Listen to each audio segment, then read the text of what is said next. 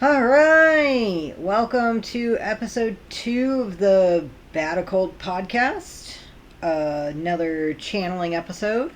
Occult podcast, hosted by Tyler Cadmian, aka Shadow, and Felix Warren. Do I have an AK? you don't, unless you make one up. You'll never know. You'll never know. But Occult podcast is where we do or talk about inadvisable things in the name of magical science. Now, I have a very important English question. Oh no. Is it channeling with one L or with two L's? It's 1L. I've had to look this up several times over the past couple of weeks. It's 1L. I keep writing it with two and then correcting it, so... I don't know what rule makes it be 1L, but it is 1L. It is because it has, I believe it's something to do with the double consonant, it's two syllables, and it has a double consonant in the middle. Yeah, so basically it's made up and... Oh, don't say that in a room of linguists. They're going to get very upset and or very happy. And often the same group is going to have some of both. So... anyways, like I said, we're going to have another channeling episode. Last time, a little over a week ago, we introduced the world to Rob. We did. We did. The world has never been the same. No, it has not. And Rob has brought his own guest. So... that's, I guess, yeah. yes, we could Rob say it like has that. brought his own guest. So this time, Felix is going to be channeling Rob. Rob and I are going to talk for a bit. And then he's going to bring on Mantis. So Felix is not going to come back in between. It's going to be a straight transition from Rob to his friend Mantis. I wish I would have caught myself and not said his name. But whatever. You're going to find it out anyway. We're going to find it out anyways. I do want to talk a little bit about this process. Yeah. So, for those who are trying to do this at home, what are you doing? But for those who are trying to do this at home, for whatever reason, and I understand, what I am doing here is basically channeling one spirit, and then, like, when I channel, I'm not here anymore. I go somewhere else. But the body that I've trained to channel is here to kind of, like, be the channeling body for, in this case, Rob. Rob's going to be able to hand it off to a whole nother spirit without me being there to watch or to keep track or make sure he does it right. I'm going to be clear here. Rob's doing the handoff, and that means that, like, you know, he could actually really mess this up if he wanted to. Yeah. Like, it's a trust fall. We have this established because, like, this is what we like to do. But I don't actually have a way in this process of making sure that Rob hands it off to a certain entity afterward. And that's why I'm here, with a rolled up newspaper, ready to smack them over the head if they do something bad. Now, I would like to state that we don't actually have that system. That system is normal for other people. But for us, it's not that we're on the honor system. It's that, like, for one, after this much time, I really don't expect them to do something so bullshit as to, like, fuck this one up in the middle of things. Yeah. Two, like, if they did, then they couldn't have the podcast anymore, and where would we be? Two schmucks talking to each other. Yeah, without be like, man, we fired all of our spirits. Our spirits. They're no longer, like, they're banned from streaming. What do we do? I guess we figure out something else inadvisable. I could be like that happy science guy and channel living people like Donald Trump. I will never forget him. And Barack Obama. Yes, he did Obama as well. He channeled Obama. He also became more mainstream when he started channeling Trump. But, like, well-known mainstream. Well, he was channeling Obama back when Obama was president. Mm-hmm. So, you know, he keeps current. Or he kept current. He doesn't anymore. He's not around anymore. Well, we don't know. He may keep current in whatever realm he's in now. You know, in a future phase, gosh. I might want to try channeling him. I was just thinking about the channelception. Yep. That would end up being. It's like, hey, I'll channel you, and then you could channel No, we're not Ronaldo Trump. Oh my goodness. That is not... So, while this is bad occult advice, that is not the sort of thing that I try or do without preparation and planning beforehand. And it's really... of the spirits, unless we say specifically otherwise, are spirits that we have worked with for years and have personally vetted and have, independently and together confirmed. So this is not like us just picking a couple of names out of a hat.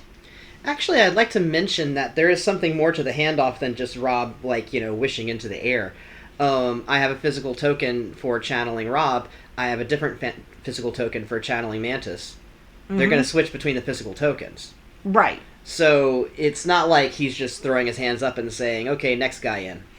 I do want to note, audio-wise, if you hear a random soft drumming, it's because we have a cat that is going to sit at our feet and meow unless we pat his belly. So if you hear a random drumming... That is that's the cat drum. That's the cat drum. We are beating the cat drum to bring the spirits. Not really here. Could you hand him over here? He's already. Oh, I will get him. You're hearing a bit of moving around. It's important. So, this is part of the whole thing. Is we do have cats in the house, and they always know when stuff is up because they want to be in the middle of things. That's another things as well. Yeah, I'm going to talk about another thing, though. He's getting ready because he kind of knows what's happening next. These days, I could go off somewhere in the middle of channeling, or I could go into the cat. Good question is, where do you go when you're channeling and you're out? You can actually pick. If you've got a good rapport with an animal, that's a place. If you've got basically mindscape or astral place that you are familiar with and go to, that's another place. I've actually blogged about this a bit, so I don't feel uncomfortable talking about it, but there was a spirit that called himself the tailor that I apprenticed to for a little while, and that's actually a safe space. If there's not really a place for me to go that I feel comfortable going, that is a safe space for me to go to if I do need to channel and not backseat or trunk, Yeah. Since our style of channeling is sort of welcoming spirits that we trust and have vetted in other ways into ourselves, getting ourselves consciously out of the way is often very helpful. Have we talked about passenger seat, back seat, trunk? We talked about it a little bit in the first episode, I believe, but a recap is always great. So, passenger seat is that you're co-fronting with someone else. They're up in, in the driver's seat, and you're basically in passenger seat right next to them. You could basically be talking in two voices at once. Another thing I'd also like to say as well is with the passenger seat, it's one of those driver's instructor vehicles where you have a brake. Yeah. You are able not only to just grab onto the wheel, but you also have a brake. So you are there as the original inhabitant of the body, able to basically pull the emergency eject button if necessary. Now, the brain thing that is happening is that the spirit is occupying your brain while they channel, and your passenger seat, they're basically occupying the same part of the brain that you usually occupy. And so you're using all the same furniture, all the same tools, all the same everything, and it means that they don't get a high degree of customization. They may not get a high degree of their own vocabulary. They may use a lot of your mannerisms and a lot of your memory, because that's what they've got. Now, whenever you've got backseat, you're still in the body and aware of what's going on, but the spirit is the one who's taking control, speaking, moving around, and they've got more of an area of the brain to work with. Right. Trunk I would honestly argue that there's not much of a difference between trunk and totally out of the car. That's the thing. I was going to say, trunk, I have heard defined as you're totally stuffed into the back of your mind and you're just not going to be participating. And I know that's possible, by the way. You can actually do that. It's a kind of very deep dissociation in a way. But you could just go. Yeah. Like, you could just leave the car. Yeah, that's the thing is, like, if we follow the premise that entities can come in and share our bodies, that means that in some way that we as spiritual, astral beings ourselves can also leave the body entirely. I do believe in sort of the silver thread where you can always find your own body, but one of the very nice things is that we do have cats that we are very bonded with and that are willing to basically share part of their lives with us. Yeah. And that's what the cat was doing after his cat drum has been beaten. Yeah. I've been holding the cat all this time. He's basically just waiting for me to move out. And so I think I'm going to go ahead. Okay. Let Rob take over. Yeah. Could you hold him for a second? Yes, I can. Because he doesn't know what to do while I'm juggling the physical stuff. What to do, because he's not used to us talking about it a bunch ahead of time. Yeah. He's not used to being a podcast star. No. All right, I'm out. Cool. Ish. I gotta grab the cat first. Oh boy, this is difficult. It's fine. And of course, I'm holding the cat, so I can't do the visual part. There we go. I'm so close. Ugh. There we go. And sounds like Rob is getting settled. What a hot potato. What a hot potato. All right, off you go.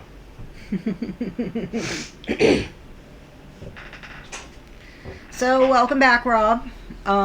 Just remind any new viewers, Rob, he, him, where are you calling in from? Spaceship as usual. As usual. And, you sort of already went over it, but, like, what do you do? Kind of mention that you're a demon of some kind, but we don't give, you've been very vague. I'm a demon, and I'm also a physical guy who lives in space. Demon in space! It's more likely than you think. Much. I go about my physical life as well as doing the spiritual things involved in being a demon, and people call upon me sometimes, and sometimes I'm very conscious of that, and sometimes there's sometimes I don't think I care enough to even remember. Oh. So, seen this comparison sort of made a couple of times, and we've sort of joked about it as well, but Warlock Patron has been depicted as like an actual, like, I've seen D&D stuff where like the player character is actually a Warlock Patron and trying to hide it from the rest of the group. So some of those funny interactions. So I see. Yeah, being the demon right there and no one knows. Yes, that is fun. I can daywalk if I want. Right. Anybody who can channel, and who can channel into a person, you can have entities walking around. Your Starbucks barista could be a demon. Mm-hmm. Your Starbucks barista could be a demon, and you wouldn't even know it. That's right. So, yeah. So your opinion on channeling? 2 L's, 1 L? Oh, just go by what you find in the dictionary or what's the common usage. Otherwise, everybody's going to kill you. Whoa! Linguists are now armed and will not just argue you, but will kill you if you are wrong. This is news. Maybe it doesn't get that severe, but it certainly seems like it sometimes. Right. So, another question I have for you is, I know we've done this a few times, but like in your experience, is it easier to when you're being channeled to hand, I don't know, the mic or the reins or whatever back over to the original host of the body before and they invite the next entity, or does it depend on your like personal relationship? So I've passed the body over to known entities and ones that I know. And so it's a little hard to say. I would say it's always easier to pass it back to the original owner, because it's kind of a default. Like, even if we lost the physical tokens that we associate with this, eventually it would be Felix again. Right. He's just going to bounce back. So I would say, just, because of that magnet effect, that sort of default entry that he is, it's always going to be easier on that level. Mm-hmm. So, do you find it easier handing over the reins directly to an entity that you are familiar with, like for example, another demon, versus like if we were going to queue up, say, like the Archangel Michael? That would be difficult. Yeah. We'll talk about that separately, I think. Bring him up again later, if you want.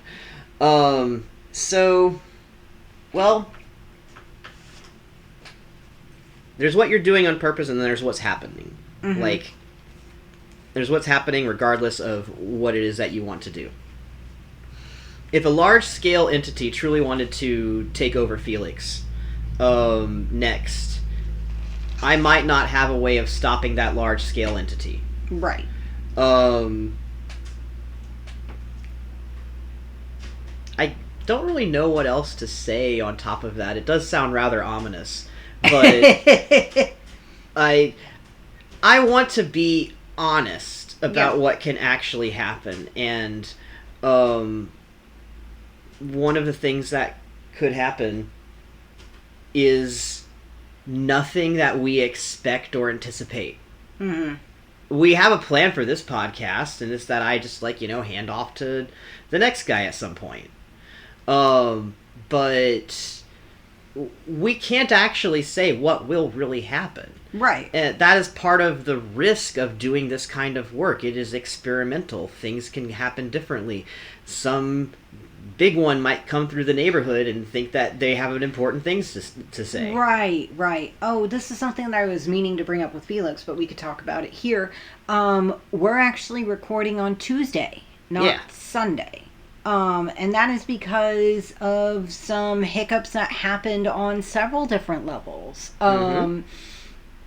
It just ended up with, I posted it on Batical Device. Astral Plane's haunted. We had a discussion, and I think next guest will actually talk a little bit more about that. I think that's actually interesting and worth talking about. Yeah. But amongst ourselves, spirit-wise, we had a discussion, and it was basically that, hey, tonight's not a good night. Let's wait until it's a good night. Yeah. And another thing is, you're bringing up tonight and, dates and stuff. I brought up dates.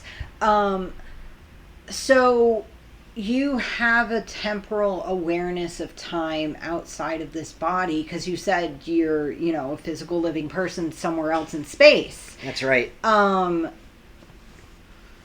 How is that? Because if you start looking more into this channeling stuff, there are people who believe that, you can time travel through this stuff. You can get information from past or future selves. And my question is to you as a channeled entity, how is it trying to be in temporal, alignment with, Felix and I here on Earth? Especially since you're in space. So, if anybody's trying to do this with any entity they're working with, I think this will apply. This has taken work for us to get temporally synced up regularly. We still have glitches sometimes. Felix has come back from a week ago. That's one of the sort of the dangers of channeling when you completely leave the body is that yeah, it may end up being like a Narnia situation or some other kind of like time wrinkle in time, things like the stories like that. They do have, I feel like they have a central origin and teaching point in that, like, if you do go on these astral adventures in whatever form, you can come back temporally out of order. Yeah. So there are ways to keep that from happening. It does take practice, though, and part of what we've all been doing is just practice. And sometimes it's just going to be difficult. yeah. For instance, the being off by a week, being off by any amount of time, that might seem like a mistake or like a glitch, but we usually find out pretty soon after that actually it turned out to either be a good thing or a lot of other strange things were happening at the same time. So it was kind of like everything was being affected by the temporal weather. So, what are some of the ways that you, as an entity, check in to see if you're temporally in synced or in the timeline or in the, like, when and where you were aiming for, I guess? It's interesting. I just realized that I'm basically giving advice to other entities who are channeling in people, which is fun. So, if you are basically every channeled entity is a time traveler. Mm-hmm. So if you are a time traveler channeling into people, then the first thing that you need to do is try to be aware of when you are. If this is, let's just assume that you don't have any fresh memories from whoever it is that you're channeling into. You can't just be like, oh, could you just remember what day it is, please? Mm-hmm. Not getting that for whatever reason. Then you're going to need to check around wherever it is that you are for context clues. If you're in this current modern reality, there are a lot of items that have the date and time on them. Yes. A lot of digital items, even if you're outside somewhere, it's just like there's usually some kind of display somewhere that says what time and date it is. Yeah. And that is usually enough. That time and date stamp really helps orient you. Yeah. A couple of tricks that I have been taught by entities who have time traveled. If you're not sure, especially if you accidentally get channeled into someone, you can always ask, like, hey, do you got the date? Like, act like you're writing something down on a piece of paper, and you're like, hey, what's the date, you know? One of the really neat things that Felix does is that he actually date and timestamps his art when he finishes it. So it's a very easy way to, number one, know when that art was done, and number two, you know, just sort of find out what the date and time is. If, you know, things like that are good ways, or just context clues, always great. So one thing that we've been doing a lot when channeling in Felix is that we can keep diaries and journals, write notes, all sorts of things. And so we're trying to be diligent about dating and timestamping those as well. Reading those back is very interesting. Seeing when someone wrote something down. Like, sometimes I'm just here and I have some thoughts and I just jot them down. Sometimes I have some observations about something important that's going on. Whatever. And with the multiple entity thing, I can actually write down something for the next person to read, and they can leave commentary. Mm-hmm. Literal post-it notes. Yeah. All very good. If you have a messaging platform, a digital messaging platform, then you can send messages in there and get them automatically time-stamped and dated. Yeah. Another thing as well is that we are using Earth, you know, timestamp and dating format because it's kind of hard to sync up temporally using the space time and date platform, because you are channeling into Earth reality, I guess, is the easiest way to put it. So I am somewhere in space. It is undisclosed. And when you are in outer space, away from the Earth orbit, then syncing up with exactly what time is going on on Earth is sometimes a little difficult because it's going to change with, say, gravitational wells and such. Gravitational activity can slow light down. Yeah. It can bend light. So you have all kinds of things happening in space that can really throw off timing 1-to-1 in sync. But that being said, we have plenty of probes that Earth has sent out that NASA can directly contact and do updates on and find where they are and stuff. So it is possible to sync up time across great distances. Right. Yeah. It's just, I'm just explaining that we're using, Oh yeah, Earth time format. I'm gonna be honest, I'm not big smart space guy sometimes. And I don't really know how we would, date stamp it over on the... I just use the automatic stuff. Automatic date time. Yeah. Just insert date time here. Yep. Yeah. There's programs that do that for all sorts of shit. I could bring up a really smart guy and he might be able to tell you more. You could bring in your special guest. My special guest. Yeah. I would like to state for the record that he's not my guest. He's the podcast guest. You just pulled this on us. Yes. All right. You're bringing him in, so he's your guest. All right. So whatever he does is your fault. That face. He made a what? I did not sign up for this face. Oh man, and I did not agree. If I would have known. Too late. This guy. All right, everyone. I give to you my gift to this podcast. My guest, Mantis. Da, da, da. I love the artwork. Gotta say, while they're getting themselves switched out and situated. His guest. All right. Hello. I'm gonna do a grounding. Does everybody know how to do a grounding? I can talk you through it. I think I don't know if we did it the first time. Go ahead. Yeah, podcast grounding. So. Go ahead. There's lots of different ways you can ground. Here's one. Start with your feet. Be aware of what's going on with your feet, what they're touching and stuff. Gravity is important. I have more of it here than I have in space. Knees. What's going on with your knees? They good? Great. Stomach area. Doing all right. Need to adjust. Have any posture problems? Are you hungry? Lungs. Are you breathing properly? How's your heart beating? Are you calm? Are you excited? Are you alive? Sort of right between your eyes and a little further up is the middle prefrontal cortex of your brain. Some people call this the third eye. It's the part of yourself that is aware of the fact that you are thinking about things. It's usually the consciousness that we have of the present moment. So just focus there and make sure that you've got that. It's important to have. Go to the top of your head. It's there. Great. Now go 2 inches above your head. To where maybe your hair stops there, maybe it doesn't. And that's kind of where your energy field should usually stop. Usually is kind of in quotations, but it shouldn't be like a foot out. It should be kind of reeled in, probably. This is a grounding after all. You can spread it all out after you're done. And then take that awareness of 2 inches above your head and go right back down to your feet.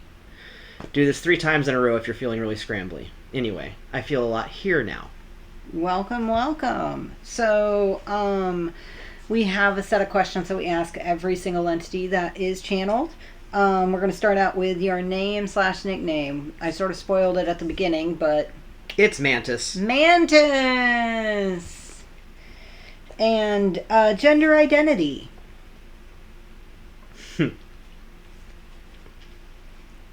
That chuckle. Queer. I go by he, his, but... He, his. All right. And then, where are you calling from? The same ship as Rob. That's why I'm his guest. You both sound so disgruntled about this. Yeah, we do. Yeah, you do. So, what do you do? Oh, I do a lot of stuff. Obviously, you are familiar with energy concepts such as grounding, since you just went through a little exercise yourself. Yeah, I do a lot of psychic work, psychic advising. I also do what people over here would call psychological. Sometimes in certain places, psychic and psychological are the same thing.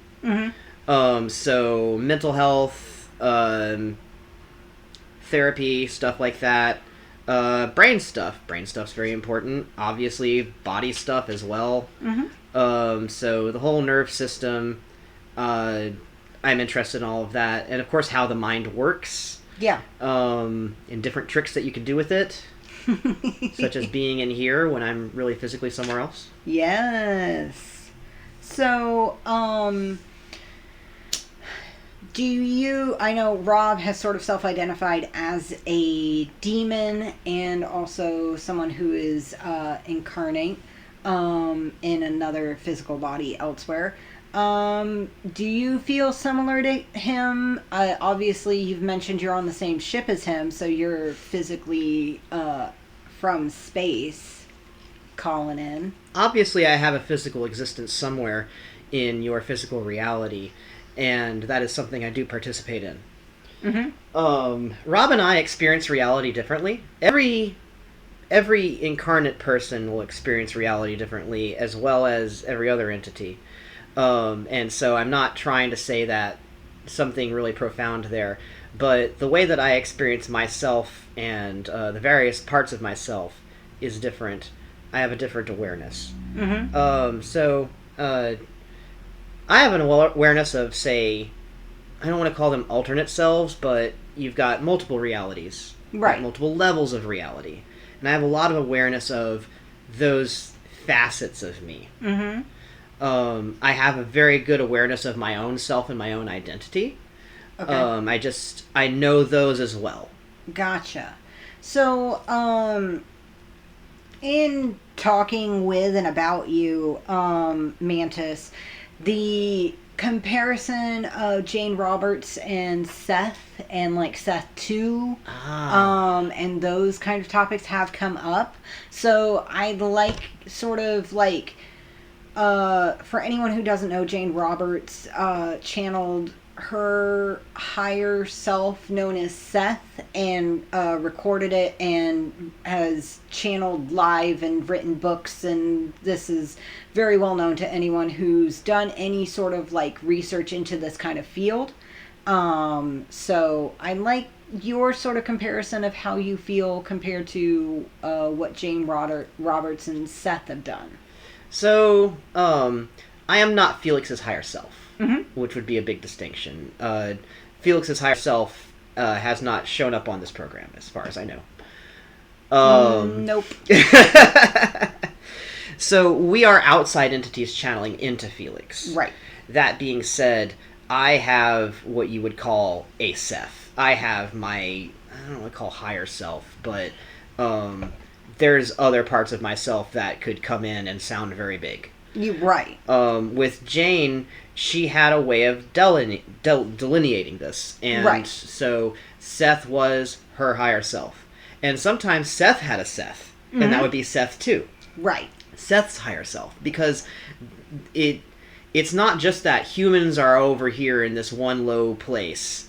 Like, all this physical reality is just, like, underneath everything, and all the big cool stuff is, like, one floor above. There's floors that go much higher than the one I'm on. Right.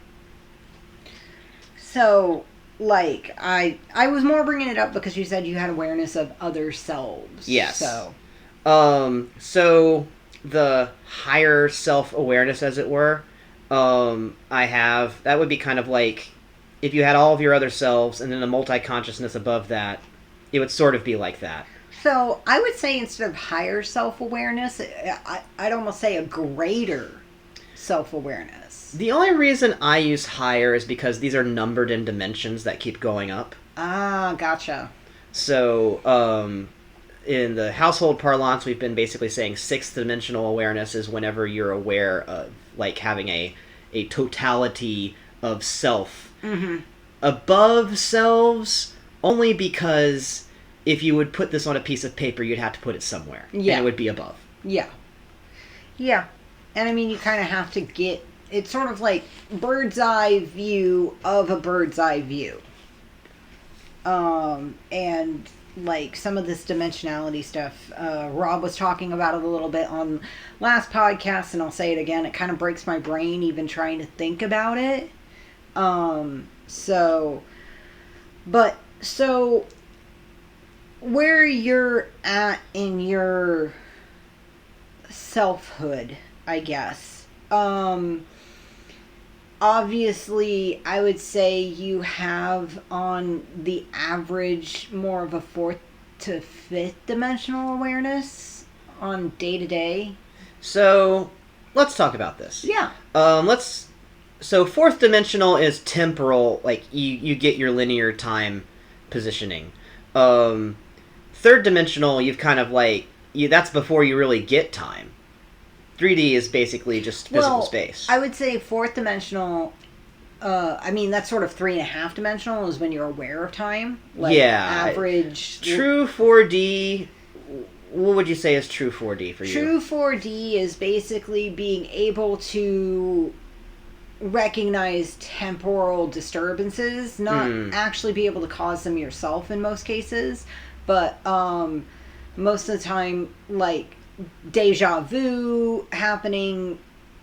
I wouldn't say, I don't know, 3.5 I think would be deja vu. I think you're correct, yeah, because 3rd dimensional is like a total unawareness of the time thing. Right. And so 3.5D would be you're aware of time usually in a linear fashion. 4D, you are aware of time disturbances and the fact that time things happen. Yeah.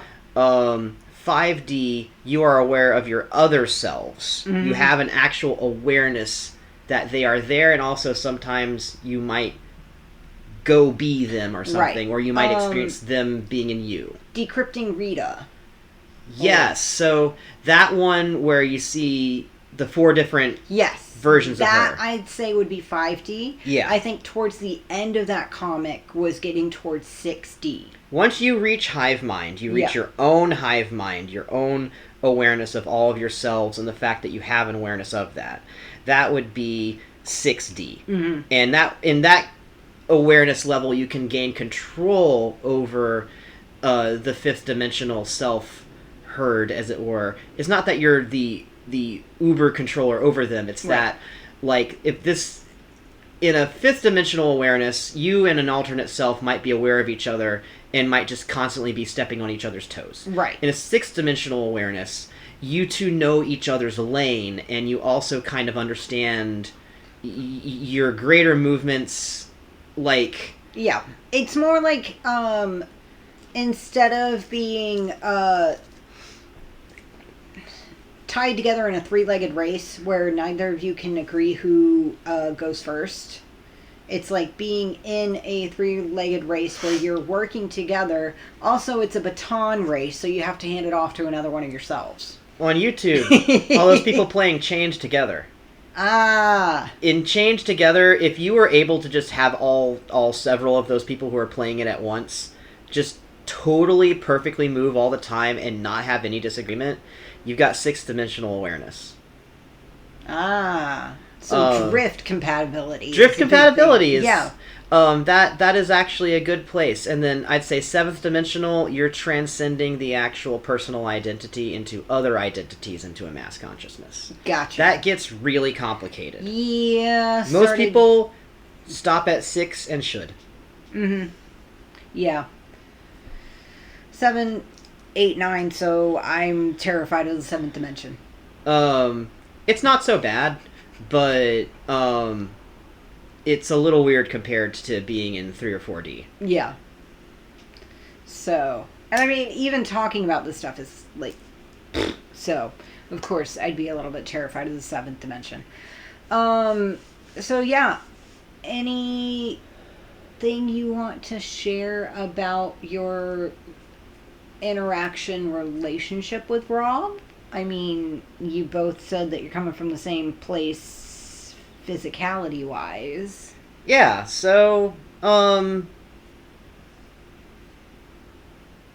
and I are both demons, but also we're both incarnate people, and we're also both on a spaceship. And our roles on that spaceship are different, just like our roles as demons are different. And I find it very interesting because it's very complementary. Like, the type of person that I am and the type of things that I do are relevant to how that works out for me as a demon as well. It's very, very tied to identity. So, I do a lot of the psychological assessments on the ship. Yeah. I don't want to talk too much about what Rob does. I'd like Rob to talk about that. But, You could say whatever you want. He invited you here. Oh. And you're trying to start something. And he's the one that's going to get in trouble if you start shit. Oh, you're trying to get him in trouble. That's what it is. I'm causing problems. Come on. This is inadvisable things. So, Rob and I, like, have different concerns on the ship. He's more concerned with, say, any other ships that we might run across. Diplomacy. Yeah. I don't care so much about that. I care about the crew and making sure that they're psychologically and psychically fit. If there's anything on the ship that is disrupting psychic stuff or causing a health problem, that'll be of interest to me. I'm not the only person on the ship who is capable of doing such things, but it's my going concern. Yeah. And nobody likes to get in my way when it comes to these things. I'd just like to say, demon-wise, sometimes you're going to end up working with demons who are very insistent about doing things that the way that they do them. And I'm one of them. Yes. So, Rob's very easygoing. Yes. He doesn't always have to be, and he's got his particulars, but he's pretty much a get along with everyone else kind of guy. I will throw down. You will. You have. I will throw down medically. You know, whenever you've got, like, the doctor that says, no, it's gonna be like this, and I'm the doctor, shut up, you're on the operating table, go to sleep. Anesthesia! I have a Bones McCoy streak in me. Yeah. Definitely. And I've been on the wrong side of it in several different ways. So, what? The wrong side of it? Do you want to just leave that there and not say anything? Yes. Okay. But, just, yeah. We're not going to get into that right now. Sure. I'm going to be grilled later, guys. So. Oh, no. Cough break. That's how you know it's live. We can't cut that. That's not demonic possession or anything. I didn't do that. He's just coughing. I'm just coughing. I'm a doctor. I would not make him cough.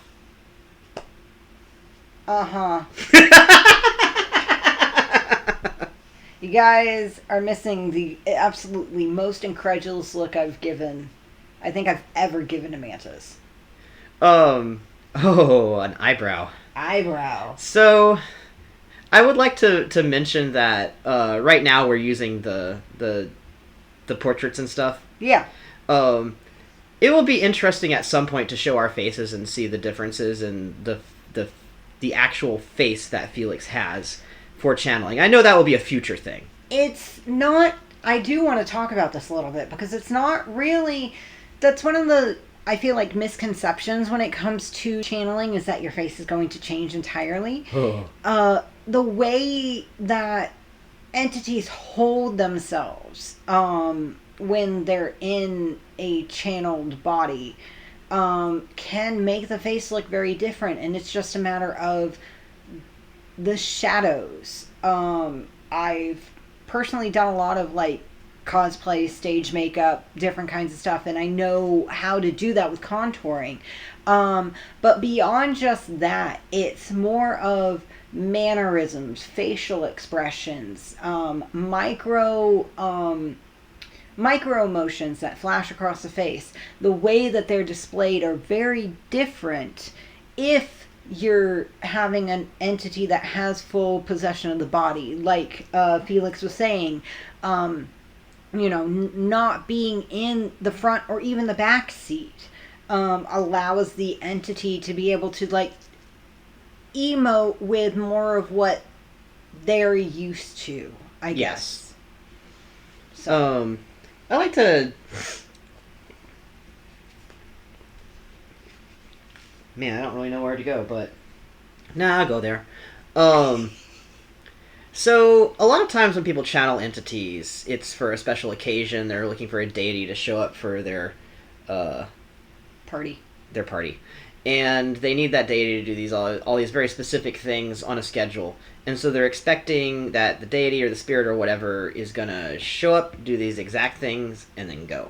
Mm-hmm. And so when that happens, usually the person who is the host for such a thing, the channeler, has mentally prepared themselves for it. Yeah. Sometimes they have done some trance or hypnosis type things to make sure that it goes in that particular way.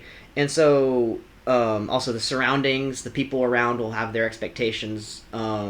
There might be stuff there that kind of emphasizes it, smells, tastes, whatever. Mm-hmm. When the entity lands in that body, all those expectations are going to tell the entity and also kind of shape the entity into what they expect to be doing. Mm-hmm. And so in those cases, like if you go to a party where somebody is gonna have like a type of spirit be summoned and it's for a special occasion, they've done it regularly, Mm-hmm. expect that spirit will act on schedule. Yeah. They're showing up for a job.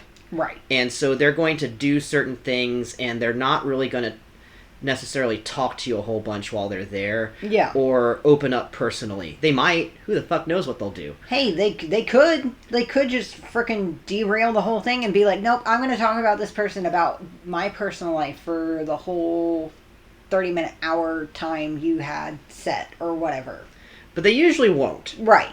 A lot of that is the expectations. Mm-hmm. So the channeling that we're doing here with Right. Felix, there was no expectation set up as to what it is that I would be doing, other than I knew there would be a podcast recording whenever I showed up here. And I just know social mores and graces, so Yeah. I act within those. But there was no thing done beforehand that said, like, yeah, when the entity comes in within you, they will be on the podcast and they will do nothing else. And they will talk about these subjects. Nope. We have the freedom to be people here. Yeah. Felix and I have not given an agenda. Actually, part of the thing was we did not give an agenda, which meant that we were able to change the date. Do you want to talk about some of the reasons why we didn't do this on Sunday? Oh, yeah. So I wasn't ready. I'm going to own that. I thought that I was going to be good for it, and then some stuff happened on the ship that was unexpected and was a little stressful to deal with. You ever, like, try to get a printer working? On a deadline. Like, you have to have it fixed before this time because insert reason here. I've had to do it, like, before I had to leave for doctor's appointments before, and it's an absolute nightmare. It wasn't even like that. It was like, you ever have, like, a printer just not work, and you're like, okay, well, let's just take 5 minutes. It's not even going to be a thing that bumps into my schedule later. It's just going to be a 5-minute thing, and I'm going to get that done.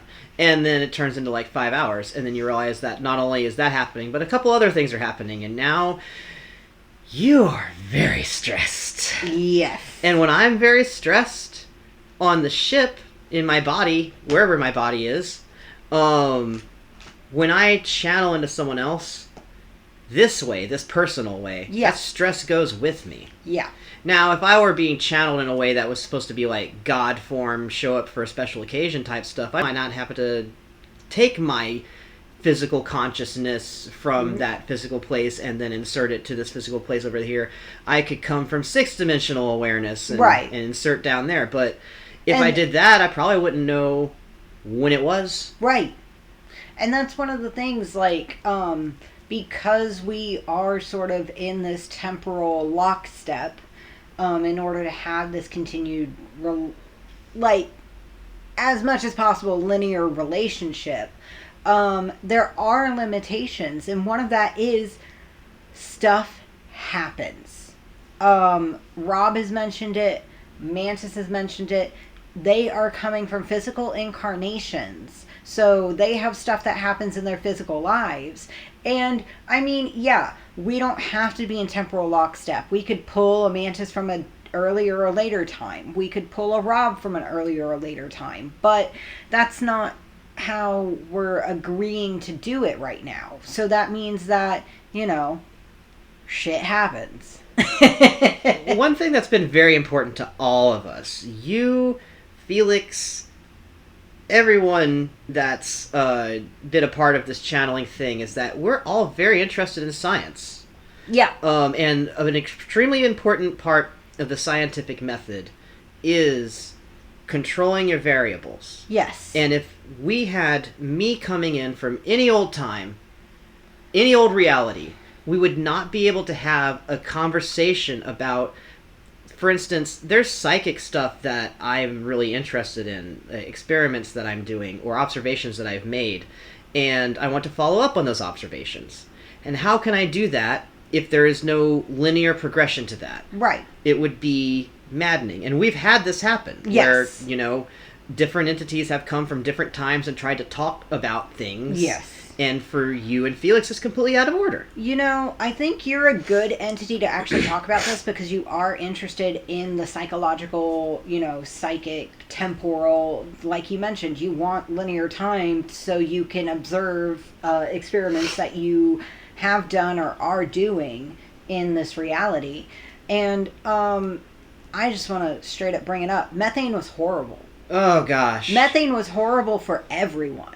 So, FYI, listeners, we were in a physical location a couple of years ago that was completely inundated with the gas methane, and it does cause hallucinations and a complete lack of temporal awareness. Yeah.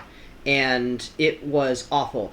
If you are in any condition where this is happening, because this is like being under a long-term hallucinogenic and not even fun, then spiritual stuff can happen to you that is completely uncontrolled because the spirits cannot control themselves if they can't tell what time it is. And no one could tell what time it was. Yeah. I mean, we posted about it on BOA before, so it's not anything that's been, secret. Felix has done some art about it. I'll probably actually reblog the comic that he did because it was a very good... Oh, yes. Very, very good interpretation of the utter insanity that it ended up being because we both are psychics. Felix and I have entities that we channel and have channeled during that time period. Things were absolutely nuts. And I'm sure from your end, because you were one of the entities that was sticking it through with us. Yes. Worth it. Aw. I really appreciate you saying that.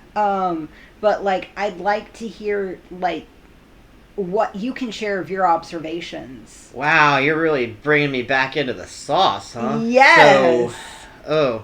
Have you ever asked me this question before? No. This is my first time thinking about this over here. See, we don't prep. Well, if anything goes wrong because of this, it's Rob's fault. Yes. So it's fine.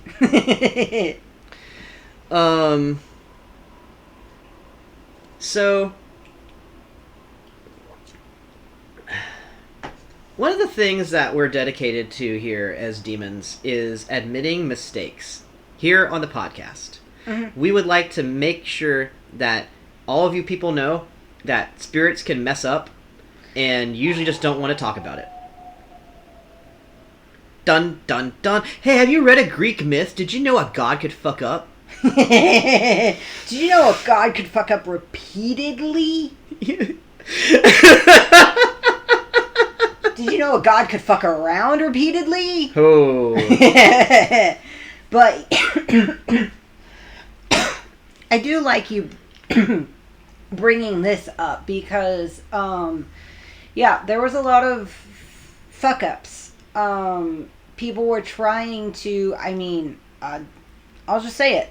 people were trying to figure out what was going on, and they were able to see from like a fifth, sixth dimensional that something temporal was going on, but no one could guess it was because our brains were being affected by natural gas. So what I experienced was a lot of frustration because there was a lot of trying to land where I was supposed to land and just not being able to. Yeah. Ending up several places at once, which is just not a thing I usually do, but I was actually, I'd say, in 3 different time periods of years at once during that methane stuff. Yeah. There were times where there were, like, if you want to experience the worst kind of deja vu across, like, span of a year, 2 years, if you happen to, I don't know, astrally project to like fucking anywhere and get stuck in this madhouse of methane, there were times where literally it felt like an echo through time. I would have a conversation 3 times and it'd be, 6 months to 2 years in between, and you could feel the temporal echo. Like, Felix is still having PTSD from it. I can't explain it in a way that it's like the shock. I don't know if anyone has had deja vu where they realize it while it's going on, but the shock to your system of like, I've seen this before, I've heard this before, but knowing that this isn't the last time that it's going to happen, and you can't explain why or how. That. But it's like, it feels like you were a skipping stone throughout my temporal reality. I would just like to say I felt very, very frustrated. It was quite humbling as an experience because I was supposed to be the adult in the situation. I was supposed to be the one who was on a higher plane, or what the hell ever you want to call it, who was coming in to help. And instead, there were times where I would land in, like, one of you and expect to be able to talk to the other of you, and instead, in the other of you was another one of us. Yes. Sometimes it was another one of me, and I'd be arguing with myself. A horrible situation to be. So, I mean, we've made a lot of jokes about it now that we've been out of the situation for several years. But it literally is like watching, we always go back to Homestuck, but Carcat, future and past Carcat, arguing with himself. Oh, I feel that viscerally. And you know how there's the parts in Homestuck where future and past Carcat are actually admitting to themselves as they're arguing that they can't stop. Yeah. And then I think past Carcat is like, hey, why don't you just stop right now? And future Carcat's like, that's not going to happen, and I know it. And past Carcat is like, why? Why don't we just go ahead and change it? And you can go into that loop, and future Carcat is like, it's not going to... Here we go. Here we go again. So, yeah. There were a lot of problems at that time. Yeah. The temporal thing is extremely important if you want to have any kind of meaningful personal interaction with an entity that is sustained over your lifetime. If you want them to remember conversations that you had. Yes. For instance, and really act like the next time that something changed that time and that something changed the next time. And instead of them sort of always acting kind of 6 degrees away from you and like, yes, I know. It's always like this.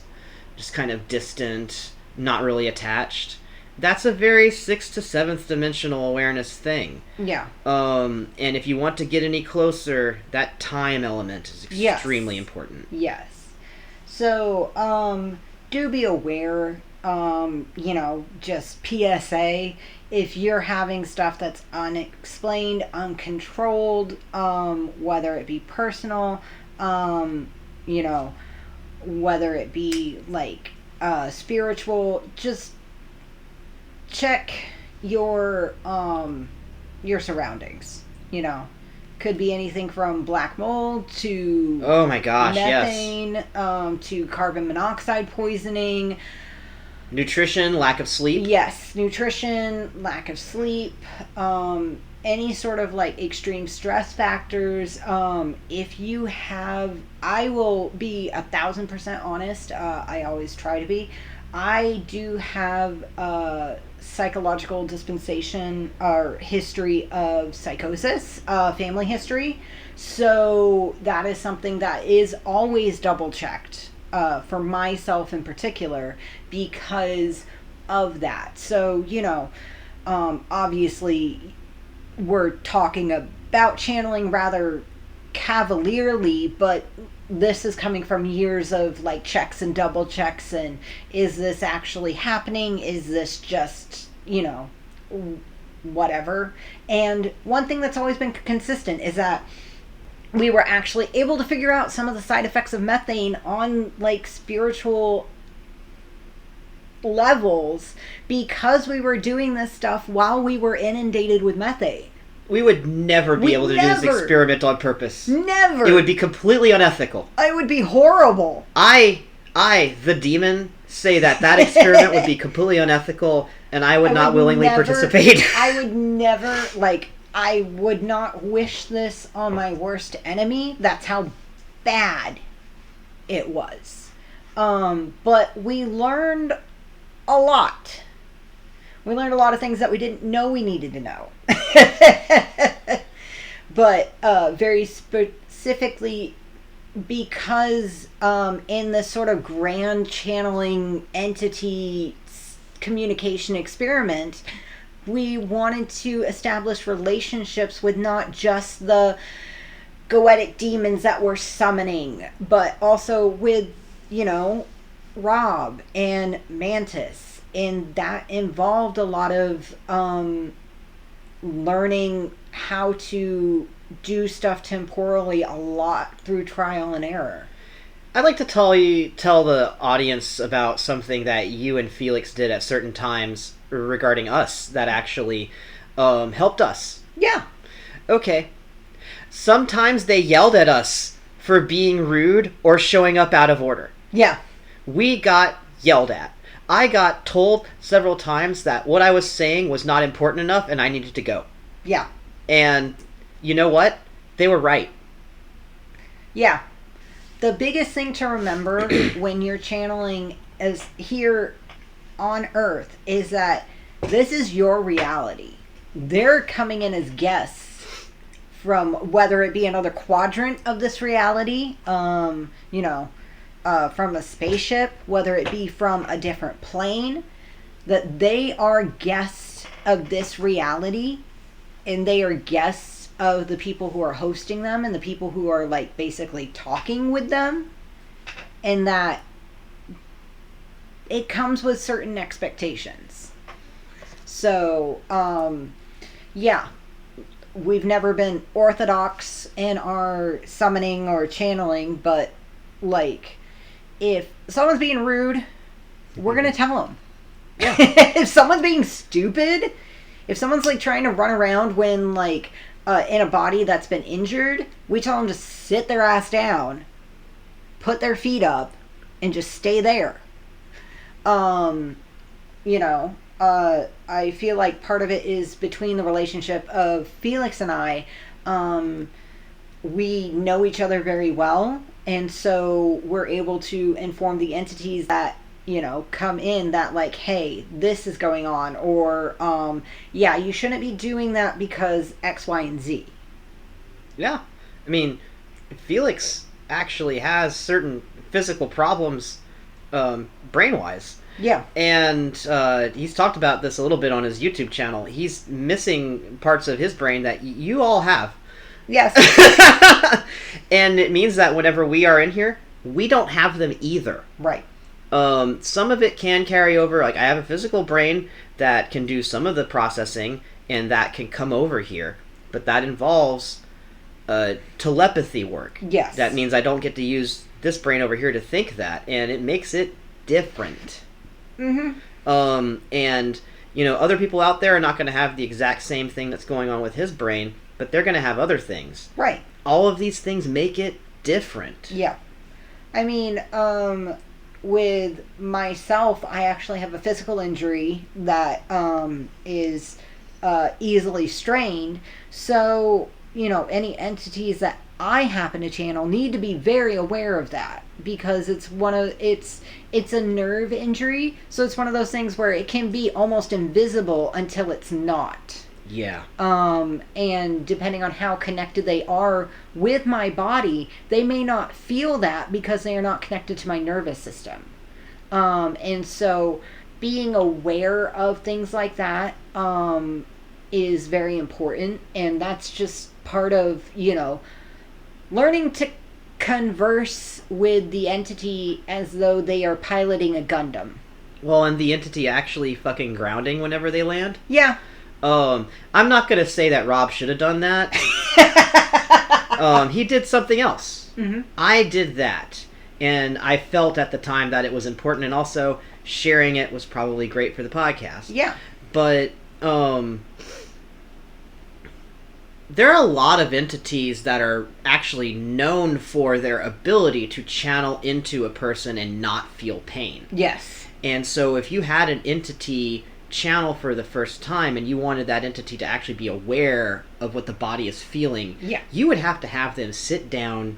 You would probably have to give them a cup of tea or something and start talking about, like, hey, I want you to get in tune with your body here. Yeah. I know you don't usually do that, but here's an okay place to do that. Yeah. And it's okay for you to do that. And you might get a lot different behavior from that entity. Yes, we have. We've done, Felix and I have done this. And, I mean, we've done it to Mantis. We've told you to sit your ass down and take a cup of tea and feel out what the body is actually thinking and doing. Because there is a root level consciousness there.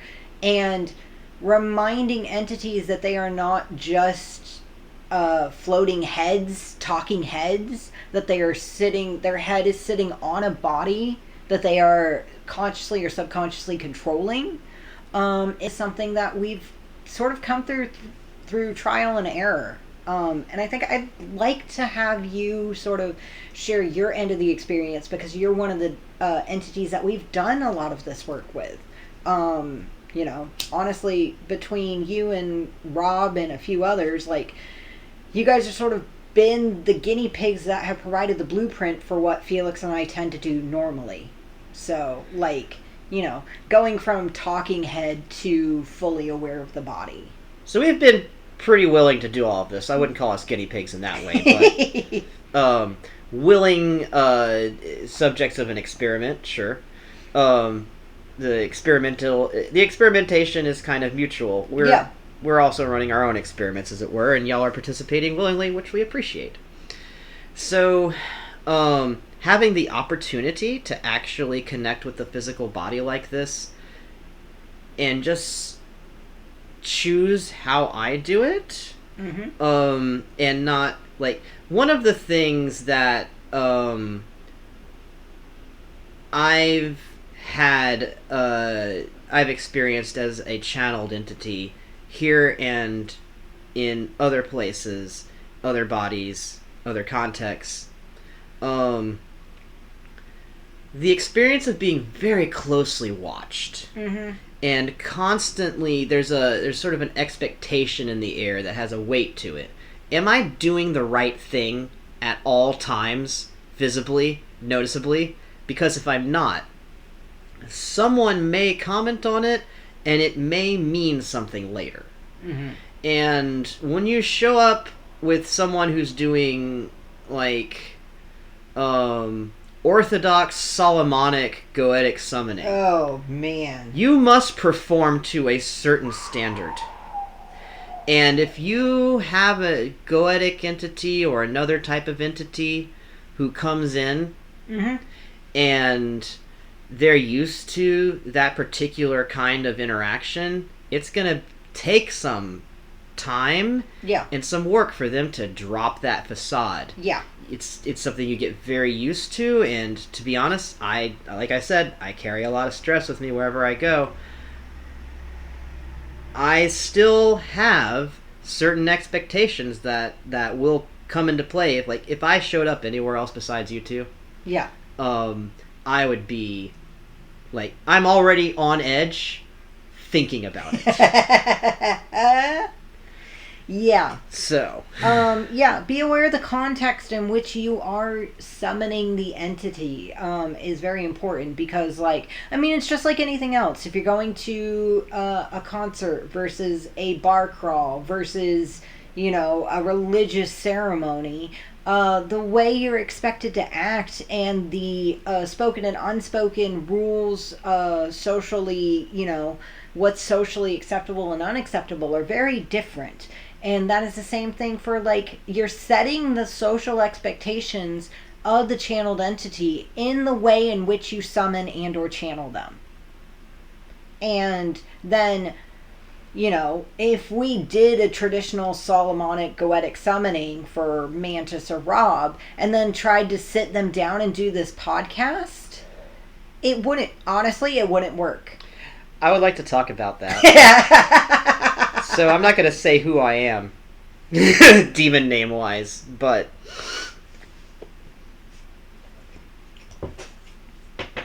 a traditional goetic summons involves a lot of binding, rules, enforced wards, and other security. And I, amongst several other demons, when put underneath that sort of situation, will do everything we can to make the experience miserable for the practitioner. Yeah. And that's because we're showing up,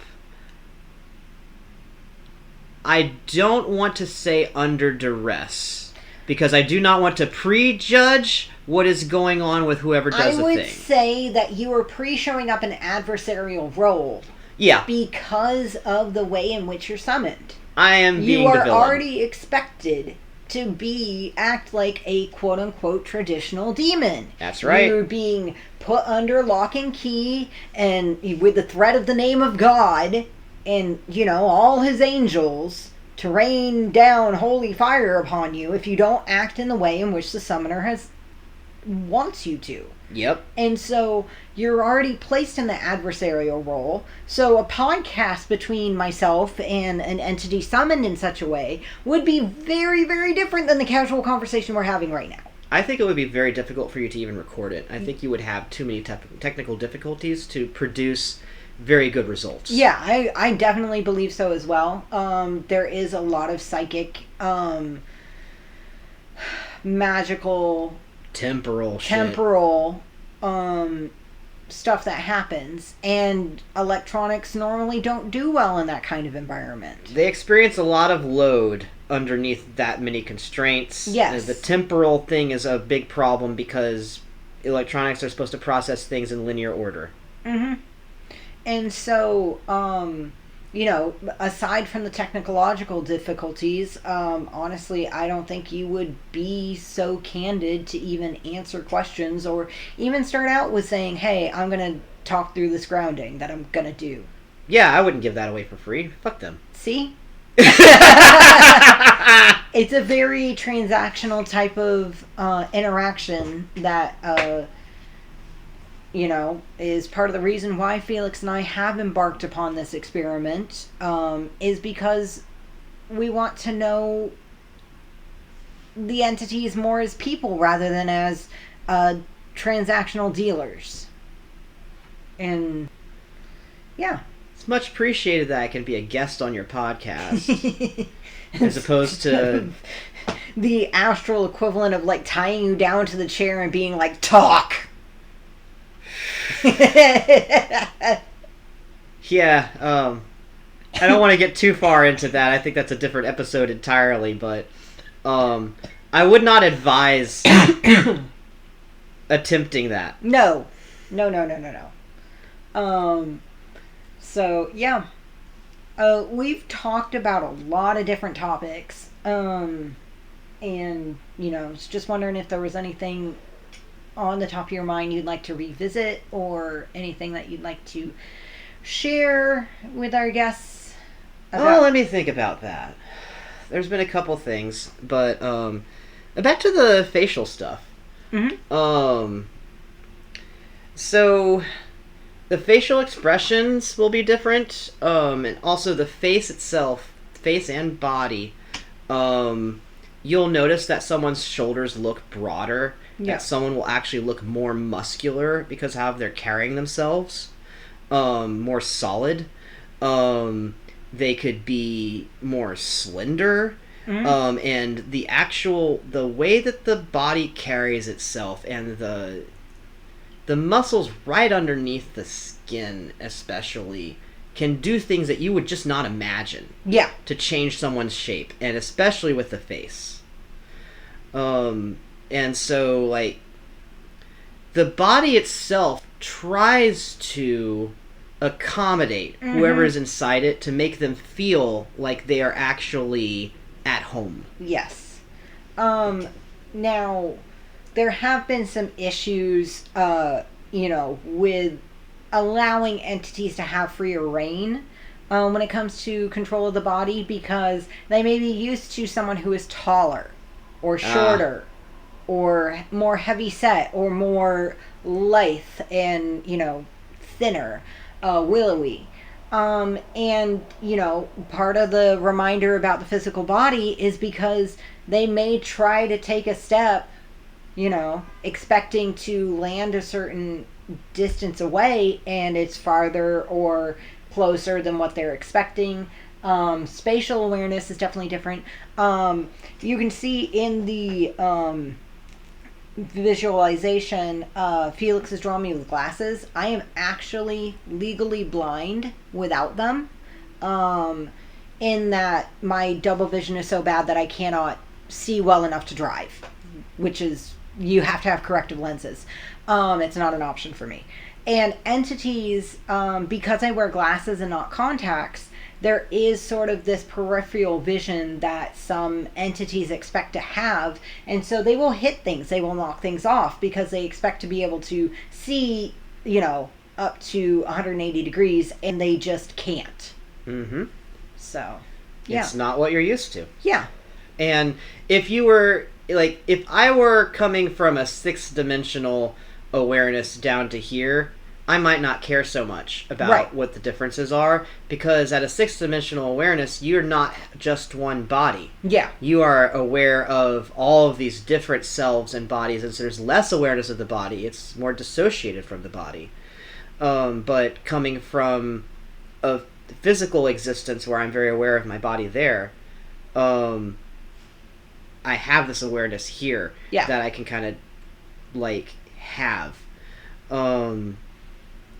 And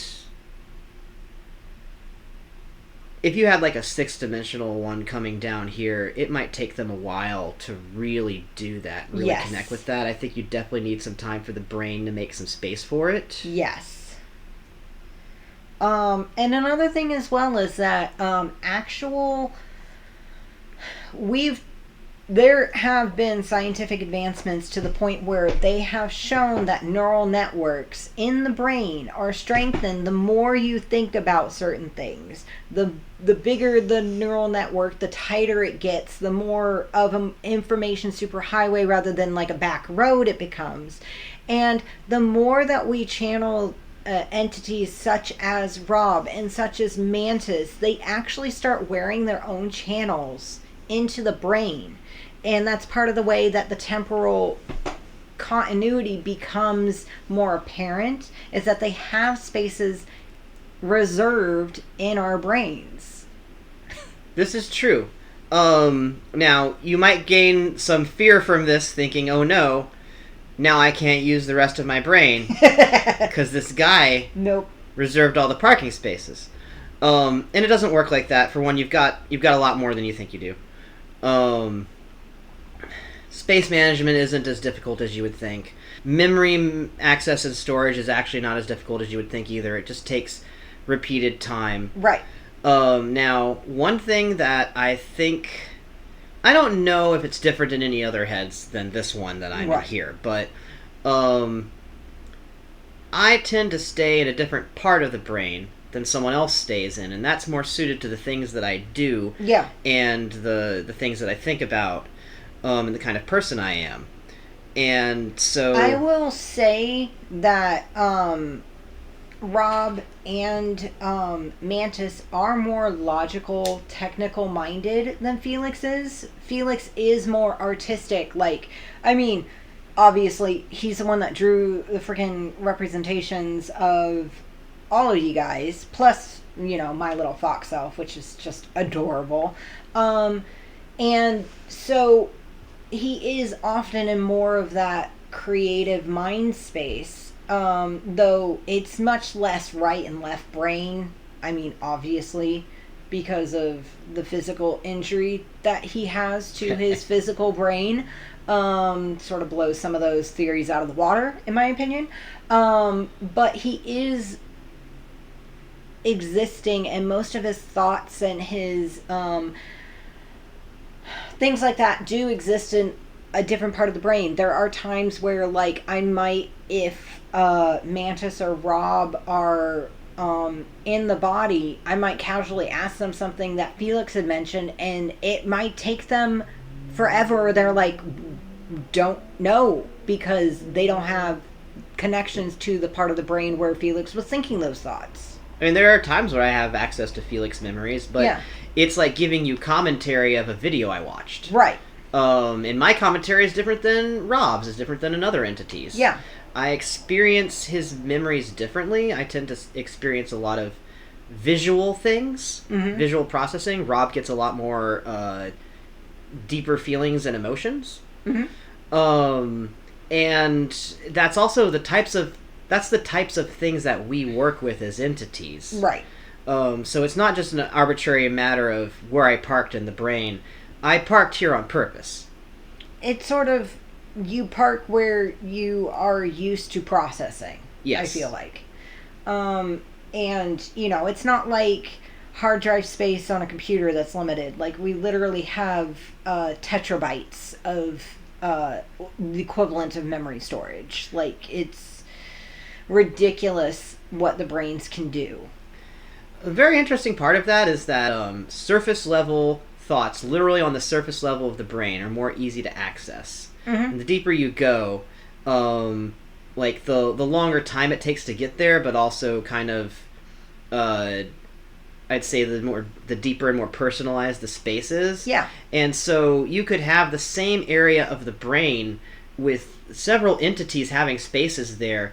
It's just like, you know, maybe like, I don't know how physically much it would take in the brain, but maybe a millimeter or two. Yeah. Like, that much space apart, you could have so much different things being stored. Right. So, yeah, obviously Mantis is very interested in the physicality of the brain. That's part of the reason why I talk about this stuff while he's here.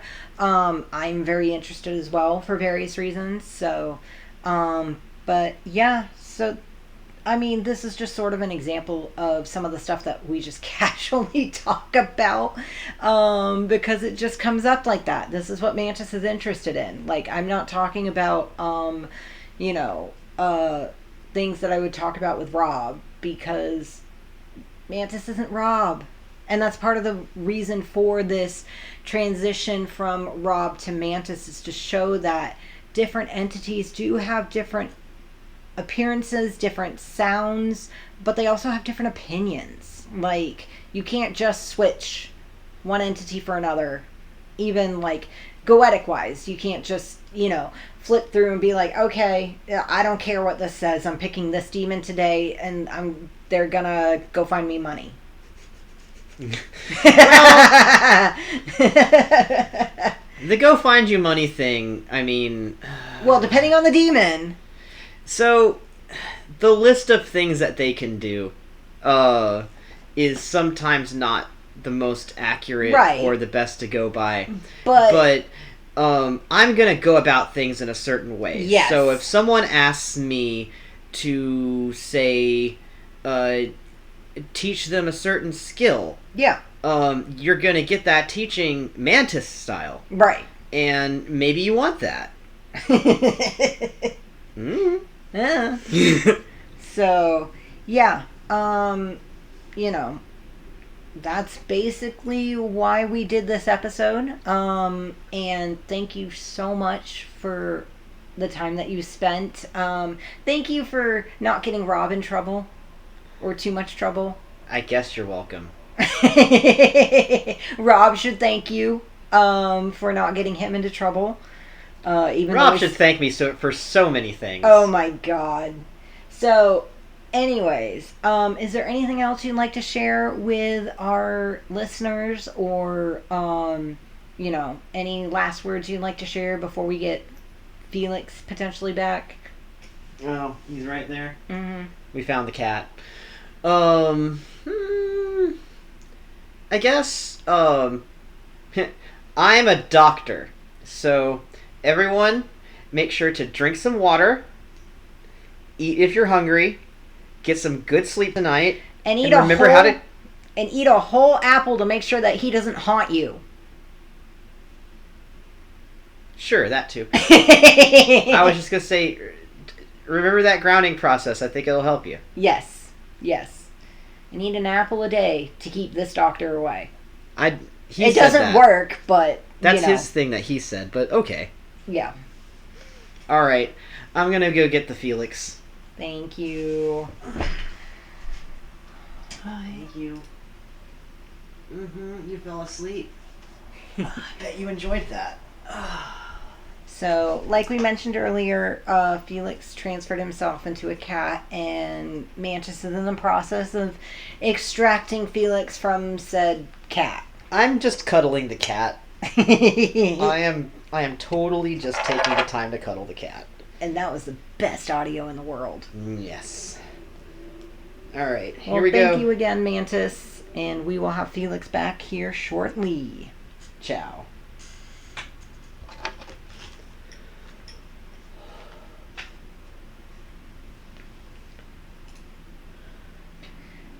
Cats in general are very grounding. Their purrs are just so great whenever you're feeling dissociative. Especially if you have bonded with the cat and it's very okay with being picked up, just being able to hold a cat is very grounding, very comforting. Also drumming, if the cat will let it. Welcome he back, likes the pets. I had to do a grounding before I felt really here. Yeah. You got Mantis into a real conversation. I did. Because I'm having this sense of what the heck happened while I was gone. Yep. So, luckily, this one is recorded, so you can listen back to it. That's actually something that I want to talk to you about. It's so special to me. I never got to do this until last podcast. I got to listen to Rob talk. Yeah. And, I've done a couple of things like this, but this was really the first time that I got to hear him talk while I wasn't around. Yeah.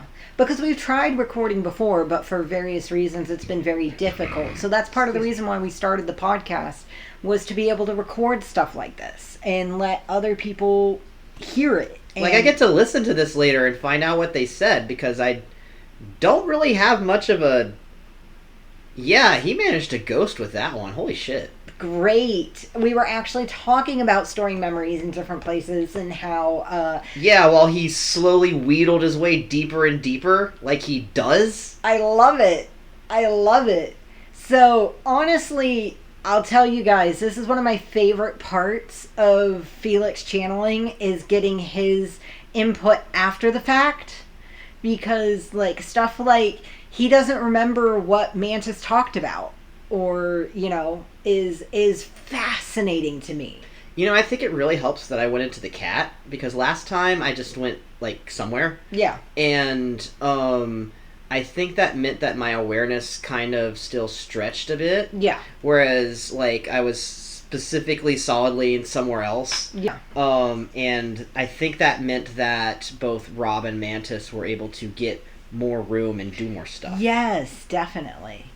So, I think we'll save most of the cat stuff for another podcast. I think maybe the next one, because we've talked about it so much, I think we should talk about, feline familiars and just familiars in general, and how they can help in this kind of stuff. And I'll just give a brief rundown for anyone who hasn't followed our lives.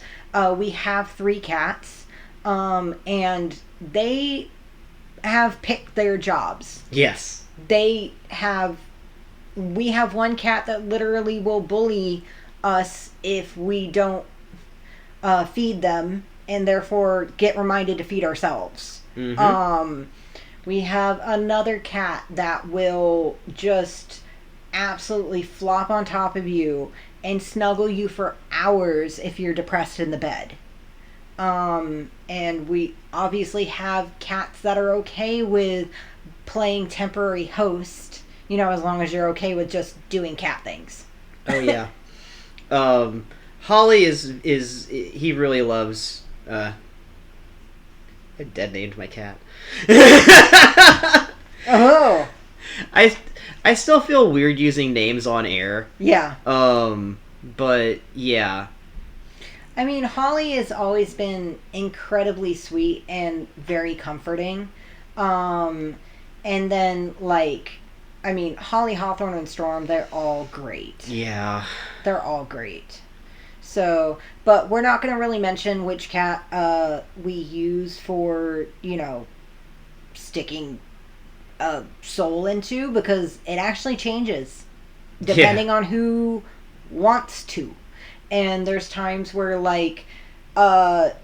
they've all disappeared, and that's sometimes a sign that maybe we shouldn't be considering doing the channeling work that we were discussing. Yeah.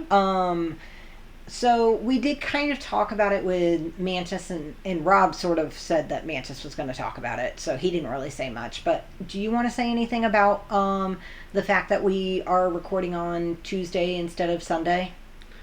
Oh, yeah. I was really having a rough time with some stuff psychologically, and Tyler had to sit me down and explain to me that maybe I shouldn't do the podcast. Yeah. I really, really, really, really, really wanted to do it, and then I realized, wait, sometimes we can't do things. Right. And I mean, it was a similar thing with Mantis as well. He sort of got sat down on, from what I understand, on his end of things. Because, we were originally going to have Rob do Mantis, and then we were talking, well, Mantis is unavailable now, so maybe we should talk about when things change and how we handle it. But Felix, separate from Mantis, was going through some issues. So, one of the best things you can do when you're doing this kind of work is recognize when you are not fit to do it. When it's not time. When it's not time. Apparently time for this was Tuesday night, not Sunday night. Yeah, and I'm good with that. Mm-hmm. So, yeah. I mean, glad that things are cleared up and we were able to do what we originally planned a couple of days later. I'm so thankful, ever thankful to Rob and Mantis and the other entities who are so willing to put up with, okay, you're going to come down here and we're not going to tell you what's going on, but you're going to be recorded. Have fun. I mean, we've already discussed with them ahead of time, hey, we're doing this podcast thing. We'd really like you to be on it. Here's what it's going to be like. And so I really appreciate that they're kind of down for whatever. Yeah. And also, when they show up here, they understand that they can steer things and that they can bring up certain things, make requests, whatever. Yeah. They can even leave early if they need to, or whatnot. Threaten not to give Felix back, Rob did on the first episode. Oh man, so listening back to Rob last episode and all of that bit was real fun. He did, I could tell you because he was in here and I get the residuals. He was trying to make a point to the audience. Yeah. Hey, this is something you could really mess up if you don't get it right ahead of time. Yes. The reason why this is working so well over here is because we prearranged this. Yes. So, but I mean, it's always been great. Rob will point out stuff that I don't even think of, or Mantis, or any of them. They'll make observations that's I mean, I know we're still talking about some of the stuff that Rob brought up in the first episode, and I'm sure we're going to have more conversations about. Oh, I can't wait to listen back through this one. Yeah. Because I Oh man, it is almost an entire blank. So, one thing that I do want to ask as a post-channeling thing, since we did mention that you did go into the cat, do you remember much from being in the cat? Just like a little bit of walking around. He must have slept most of the time. He did. Yeah. Yeah. So, I went and slept in a cat. If you go in a cat, They 60 sleep- to 70% of the time they will be sleeping. Sleep up to 20 hours a day. Yep. 18 to 20 hours a day is the average for most cats. And we definitely have a cat that pushes the 20-hour a day. Yeah, they need that much because whenever they are awake, their attention requires They're so much so energy. aware on so many levels that, yeah, they just need that much sleep. So, yeah, it's just always something that I like to ask for curiosity's sake. Is there anything else you'd like to share, post-channeling? Yes, thank you, Kat. Remind us to eat. Yeah, I was just watching him. I was glad to see him walking around and doing the eating stuff, actually. Yes. I don't really have much. It's just, part of it is because you don't as we've been doing this more and more, I've been remembering less and less, which might sound scary to some of you. That might sound scary to some of you, but it's also supposed to be what happens. I mean, that's one of the things I was mentioning with Mantis, is that they start creating their own, not their own spaces, but spaces in the brain because they are up, they are talking, they are using the brain, and they're going to create their own neural networks that might not connect with yours consciously. I mean, I know there's times where Felix is watching back. He even mentioned, when I mentioned Rob sort of jokingly saying, he may not give Felix back. He's able to get sensations or emotions or sort of underlying currents from that because he watched the podcast back or because we discussed it. There are times where he's able to connect to it, but he does need that lead. He's not able to connect to it on his own. And that's part of the reason why you should, especially if you're doing this non-traditional channeling that we're sort of talking and doing, be aware that, your internal memories aren't always going to be as available as you're used to. And having external, either, in our case, recording this, or, just having someone else there to be able to talk to afterwards is very important. Yes, that's actually really good. If you don't have that, then having somewhere you could talk down into, like a, just a personal recording or something, or just fucking talk to your cat. Actually, losing the thread a little bit because I'm doing this after doing a lot of channeling. One of the reasons why it's a little harder for me to access these memories is because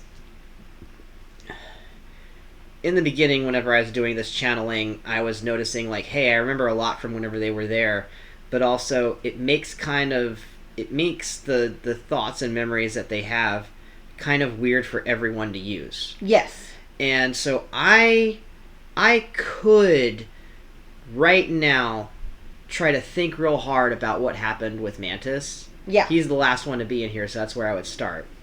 And try to get those memories. I could try. And that would make it harder for Mantis to have that space to do this stuff in. It would make the work that we've been doing take longer because then we're going to have to rebuild all that stuff. Right. So if you're doing this for a long time, if you're dedicated channeling, I'd sure like to know more about your life. Please reach out to us. Bad Occult Advice on Tumblr. Even leave a comment. We're starting this, setting up this podcast on YouTube. We're looking into RSS feeds. Just feedback is great. We'd love to talk to you. You're going to need to expect to do this kind of stuff. You're going to have a brain space that they have for them. And it's not that it's not yours anymore, but if you go in there, it is like their room. Like, that's their bedroom. And so when they're not in there, and you go in their bedroom without asking, and you just, like, take some stuff and move it around, they're gonna notice that, and they might ask you about it. Like, right now I don't have this, like, really sacrosanct, like, I don't go here thing going on with, like, Mantis or Rob or pretty much anybody else who comes here, because we're under the assumption right now that I don't have a whole lot of control over that. Right. And so we're just now starting to be like, hey, maybe Felix wouldn't go in there and then might not actually muddy up the memories. Yeah. Maybe Mantis stays in that area. Welcome to the experiment. It's still ongoing. That's part of, the BOP. We're doing inadvisable things in the name of magical science. Like, we're doing scientific process of observation, repetition, finding out what happens when you do this often. And that's part of the reason why we're trying to do this weekly, is because we want to keep up with this. Yeah, I mean, part of the science and part of the experimentation is logging the data and also sharing it with our peers. Yeah. Do you want to be one of our peers in these types of experiments? We would love to hear from you. Yes, please reach out to us. Like I said, batoccultadvice.tumblr.com is probably the best place to reach us right now. We're both admins on there, so we'll be able to see anything you send into the Ask inbox. Recommend that.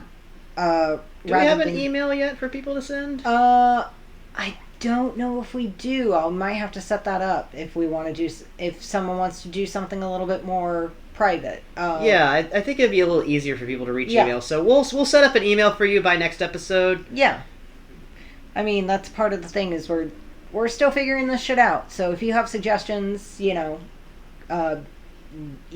criticisms, that if you send it in on the Tumblr Ask, we do have a rather snarky sense of humor. So if you're being, belittling, sarcastic, whatever, we'll probably answer you in the same vein, or we might just delete it.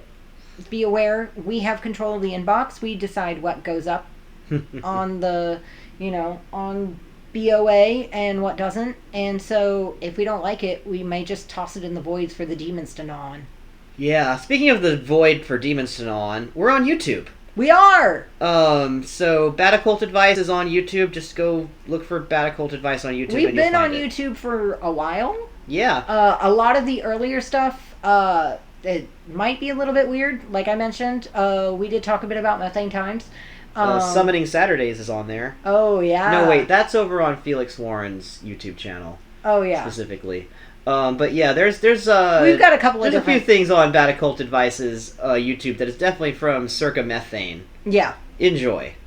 So yeah, if you're interested in being on the podcast, we could potentially talk about that depending on what you bring to the table. Calling in as opposed to me channeling you. Though, I'm not gonna open that up yet. Not right now. No, like we said, we're doing it with vetted spirits first. If you have questions, for Mantis, for Rob, or for any of the entities that may or may not show up on later episodes, feel free to send them in. No guarantees that they'll answer. We might just be like, hey, yeah, they just looked at it and laughed. Comment on YouTube. Send us an ask on Tumblr, wherever you see this. Anyways, we're gonna go ahead and wrap this up. Like I said in the beginning, this is the Bad Occult Podcast. This has been episode 2, continued channeling experiences. I am Tyler Cadmian, aka Shadow, and I was here with Felix S. Warren. And as always, if you wish to imitate us, just keep this one thing in mind. We just do inadvisable things in the name of magical science and record the results. That's very important. Peer review, baby. Peer reviewed.